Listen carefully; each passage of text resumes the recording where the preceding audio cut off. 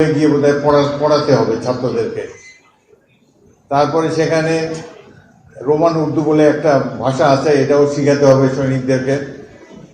তো কিছু না বুঝেই ফুটবল ভালোভাবে খেলতে পারবো এটা চিন্তা করেই আর্মিতে জয়েন করলাম।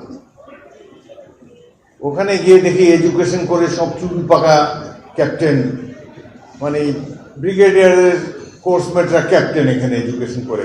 আমার তো মন খারাপ, আমি আর্মি ছেড়ে চলে যাব এরকম ভাব।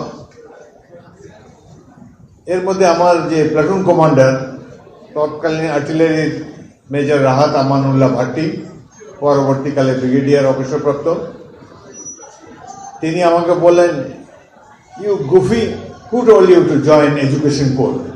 আমি বললাম, স্যার আমি তো আর্মির কিছুই জানি না, ফুটবল খেলতে খেলতে এখানে চলে এসেছি।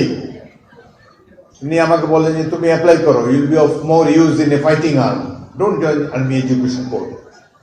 তার কথা আমি অ্যাপ্লিকেশন দিলাম। তিনি তার ইনফ্লুয়েন্সিয়াল অফিসার ছিলেন, খুবই ব্রাইট অফিসার ছিল। তিনি জিএস2-তে তার কলকাঠি নেড়ে আমাকে আর্ম চেঞ্জের জন্য একটি অর্ডার সেখান থেকে বের করলেন। জিএস2 থেকে আমার কাছে চিঠি এলো যে আমার রেগুলার কমিশন ছিল এডুকেশন করে, রেগুলার কমিশন সারেন্ডার করে আমাকে শর্ট সার্ভিস কমিশন নিতে হবে। তখন কিছুদিন পরে পাস আউট করবে 16 ওয়ার কোর্স, সেটাতে আমি যদি রাজি হই রেগুলার কোর্স সারেন্ডার করার জন্য রেগুলার কমিশন, তাহলে আমি ফাইটিং আর্মে যেতে পারবো।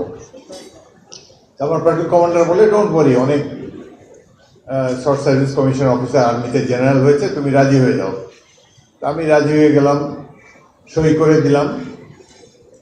তো আমি আমার কোর্সের ব্যাটালিয়ন সিনিয়র আন্ডার অফিসার ছিলাম, সেই কারণে বিশেষ বিবেচনায় আমার আবেদনটি মঞ্জুর হলো এবং ইস্ট বেঙ্গল রেজিমেন্টে যোগ দেওয়ার, ফাইটিং আর্মে যোগ দেওয়ার একটা সুযোগ পেলাম।